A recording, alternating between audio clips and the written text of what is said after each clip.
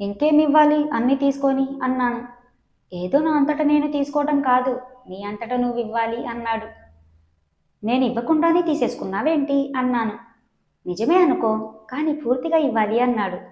మొన్న సగమే తీసుకున్నావా నవ్వుతూ అన్నాను. సగం కాదులే, కానీ చూడలేదుగా. ఇంకేం చూడాలి? ఏవేమి ఉన్నాయో అన్నీ చూసేశావుగా అన్నాను. ఎప్పుడు అడిగాడు. నేను ఆయనతో ఉన్నప్పుడు. ఓ అదా, ఏదో చీకట్లో నవ్వుతూ అన్నాడు.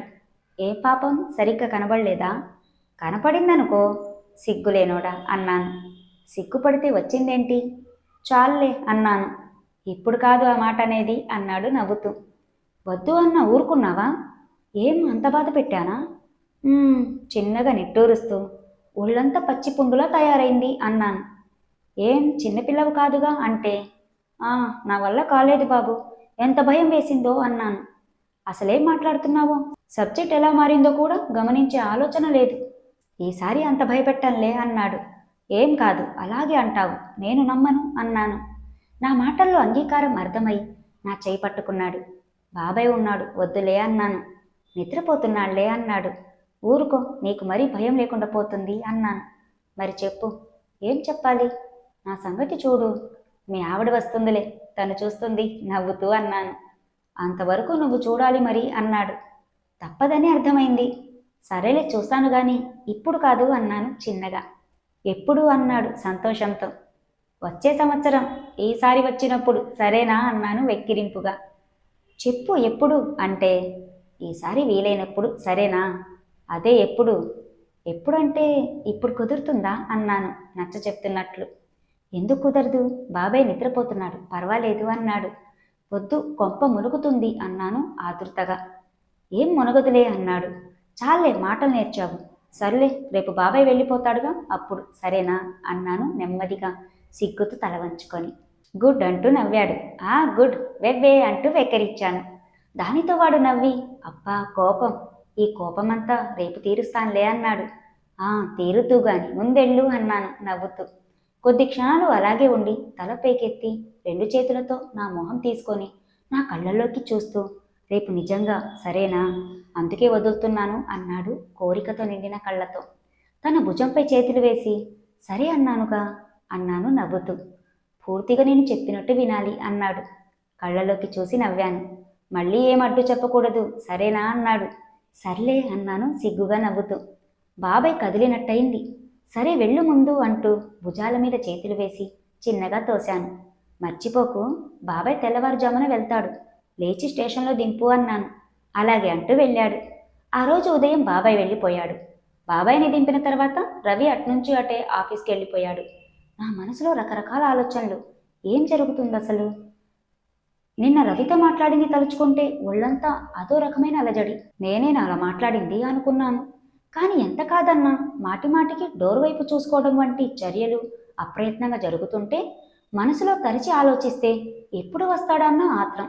మొన్న జరిగింది ఇష్టం ఉంది కానీ ఆ పరిస్థితి వేరు. కానీ ఈరోజు నేనే ఒప్పుకుంటూ రమ్మని పిలిచాను. ఓహ్, ఈసారి ఒక్కసారి, మళ్ళీ జీవితంలో ఇలాంటి పొరపాటు జరగకూడదు అనుకున్నాను. రవి చెప్పినట్టు మొన్న జరిగింది తనకి పూర్తిగా తృప్తి ఇచ్చి ఉండదు. ఏదో కసి ఉద్రేకం అంతే. అందుకే కాబోలు ఒక్కసారన్నా పూర్తి అంగీకారంతో కావాలని తాపత్రయపడుతున్నాడు. వాడన్నది నిజమేనేమో. జరిగిందేదో ఎలాగో జరిగింది. అదేదో ఇద్దరికీ ఒక తీపి గుర్తుగా మిగిలిపోతుంది. మళ్ళీ ఇలాంటిది జరగకుండా జాగ్రత్త పడటం తర్వాత చూడొచ్చు అనుకున్నానేమో. నా మనసు తెరిపిన పడ్డట్టయింది. సాయంత్రం 4 అవుతుంది. ఈలోగా రవి నుంచి ఫోన్. హలో అంటున్నాడు. కొద్ది క్షణాల పాటు నేనేం మాట్లాడలేదు. మళ్ళీ హలో అన్నాడు. హలో అన్నాను నెమ్మదిగా. ఎంత మామూలుగా ఉందామన్నా ఉండలేకపోతున్నాను. అక్క ఉన్నావా అన్నాడు. తన గొంతులో ఒక విధమైన లాలింపు. ఏం వెళ్ళిపోయాననుకున్నావా చిన్నగా అన్నాను, నవ్వును పెదవుల మాటను తొక్కిపెట్టి. ఏమో భయపడ్డావేమో. తన గొంతులో కొద్ది ప్రశాంతత. ఎందుకు, నేను నీకంటే ముందే ఉంటాను అని గుర్తుంచుకో. గొంతు తగ్గించి రెచ్చగొడుతున్నట్లు అన్నాను. అటువైపు నుంచి చిన్నగా నవ్వు. మంచి హుషారుగా ఉన్నట్లున్నావే, తొందరగా వచ్చేయమంటావా అన్నాడు సరదాగా. ఎందుకు వచ్చి? నాకు పనుంది. పక్కింటామే ఏదో సినిమాకి రమ్మంది, వెళ్తున్నాను. అటు నుంచటే సెకండ్ షో కూడా చూసొస్తాను. ఏడిపించినట్లన్నాను. ఏంటి అన్నాడు ఆతృతగా. కావాలని ఏడిపించడానికి అన్నానని వెంటనే అర్థం చేసుకొని, ఓ అలాగా 2 షోలు చూడాలని ఉందన్నమాట అన్నాడు. ఏమిటా మాటలు ఆఫీస్ నుంచి అన్నాను. ఎవరు లేరులే పక్కన అన్నాడు. మీ ఆవిడతో కూడా ఇలాగే మాట్లాడతావా ఆఫీస్ ఫోన్లో అన్నాను నవ్వి. ఎందుకు ఇలా మాట్లాడతాను? మా ఆవిడకు ఒకే రోజు 2 షోల సరదా గాని అంత కోరిక గాని లేవులే అన్నాడు కొంటెగా నవ్వుతూ. నాకు సిగ్గు ముంచుకొచ్చింది. కానీ పంతం, నేను మాత్రం ఎందుకు తగ్గాలని మాటల్లో. నాకు అంత సరదా ఏం లేదులే, కానీ తమ్ముడు చూద్దాంలే అని అన్నాను. అబ్బా రెచ్చిపోతున్నావే ఒక్కసారికే అన్నాడు నవ్వుతూ మరింత సరదాగా. చాలే గాని ఎన్ని గంటలకు వస్తున్నావు అన్నాను. ఏం అంత తొందరగా ఉందా అన్నాడు. అదేం కాదు, వంట చేద్దామని అంటే 5 గంటలకల్లా వచ్చేస్తానులే అన్నాడు. సరే ఉంటాను అని ఫోన్ పెట్టేశాను. నేను మాట్లాడిన మాటలు నాకు ఆశ్చర్యం గొలుగుతున్నాయి. జరిగిన సంఘటనని అంత సరదాగా మామూలుగా తీసుకున్నాను అనిపిస్తుంది. మనసు మూలల్లో అలా ఉందేమో. నెమ్మదిగా వంట చేసేశాను. తర్వాత సూట్ కేసులో బట్టలు తీసుకొని స్నానానికి వెళ్ళాను. స్నానం చేసి బట్టలు కట్టుకుంటుంటే సడన్గా గుర్తుకొచ్చింది, నాకు తెలియకుండానే తెల్ల చీర జాకెట్ తెచ్చుకున్నానని. అప్రయత్నంగా పెదవులపై నవ్వు. ఏమనుకుంటాడో అని. ఏదో శోభనం రోజులా ఈ బట్టలు కట్టుకున్నాను అని. మార్చుకుందామంటే ఓపిక లేదు మళ్ళీ. పోనీలే సరదా పడతాడు అని ఊరుకున్నాను. నెమ్మదిగా సమయమైంది. బయట తలుపు చప్పుడు.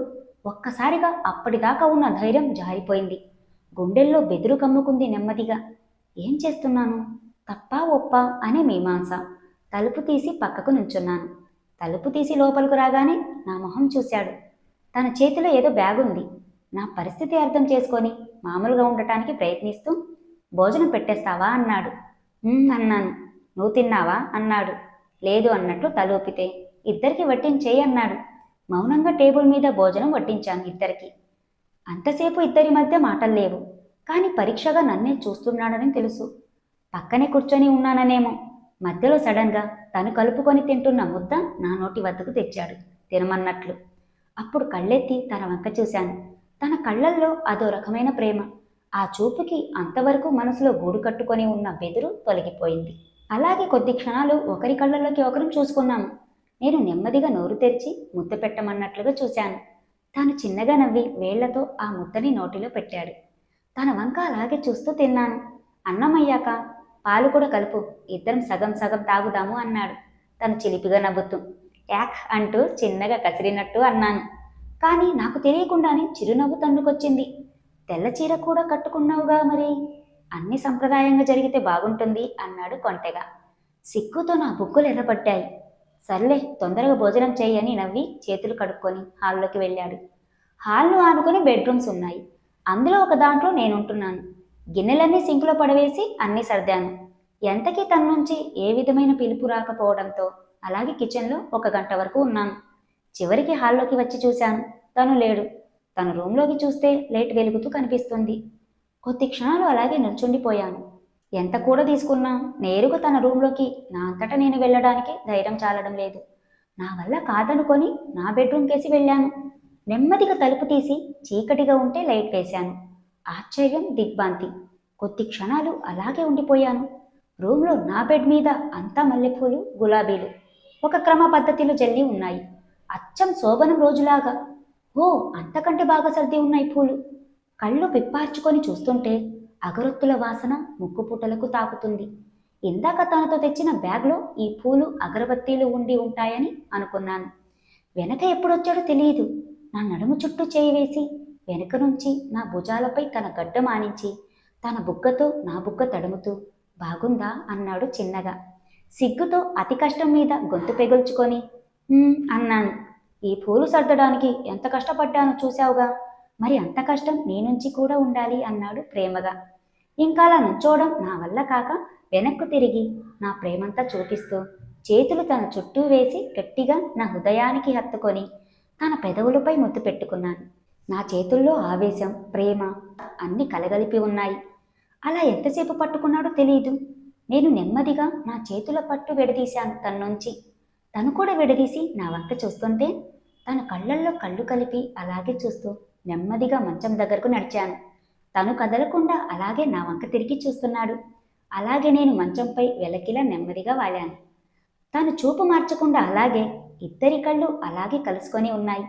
నేను నెమ్మదిగా నా చెయ్యి ఎడమ భుజం మీద ఉన్న పైట పక్కకు తీస్తూ నడుము పక్క వరకు తెరిచి బయట అంచంతా కుప్పలా పెట్టి రారా అన్నాను ప్రేమతో నిండిన గొంతుతో.